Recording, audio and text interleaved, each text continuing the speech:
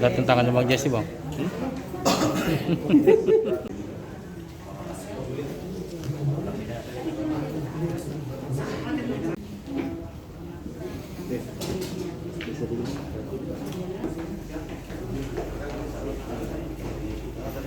Kasus investasi fiktif suntik modal alat kesehatan, yang mana modus kesehatan ini yang dilakukan oleh para pelaku secara bersama-sama dengan melawan hukum, menghimpun dana masyarakat dengan dalih penipuan investasi proyek pengadaan alat kesehatan dari BNPB, yang faktanya proyek tersebut fiktif dan tidak pernah terdaftar sebagai distributor alat kesehatan dari Kemenkes RI. Dengan dasar pengungkapan ini, kami sudah menerbitkan dasar laporan polisi LPB 23 tanggal 7 Januari 2022 dengan perkara persangkaan pasal 378 KUHP dan atau 372 KUHP. Dengan pelapornya saudara BH sebagai korban, dan kami sudah memeriksa saksi, ada 10 saksi, baik saksi korban ataupun dari perbankan maupun saksi-saksi yang lain kepada korban terkait dengan adanya proyek fiktif ini. Dan ini kami amankan di Indramayu.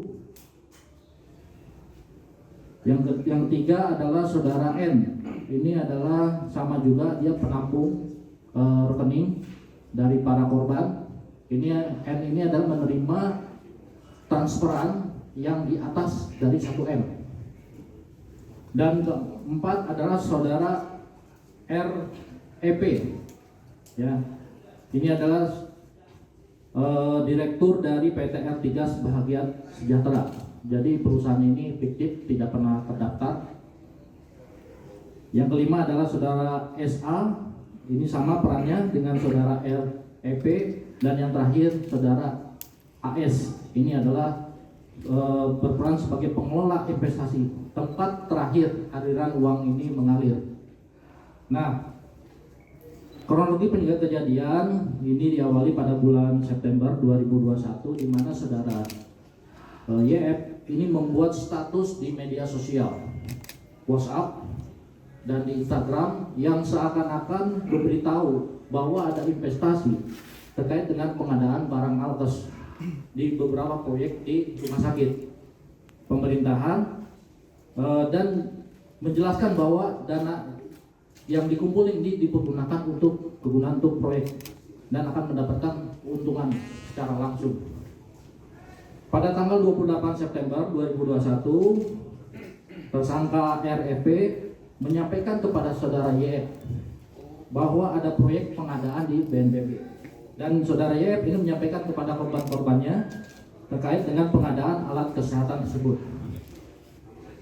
Dan saudara tersangka AS serta dan saudara REP menyepakati terkait dengan profit keuntungan.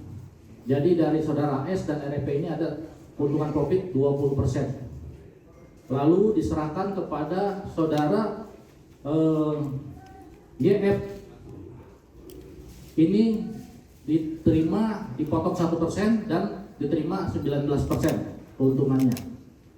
Saudara YF ini mengambil keuntungan antara 2-9% dan 10%-nya diiming-imingi akan diserahkan kepada para korban 10%. Pada awalnya bulan September ini masih berjalan, September, Oktober, November, Desember. Setiap bulannya kepada para korban ini setiap bulannya profit keuntungan 10% ini dibagikan. Namun setelah 10%, setelah bulan Desember, dapat gambar.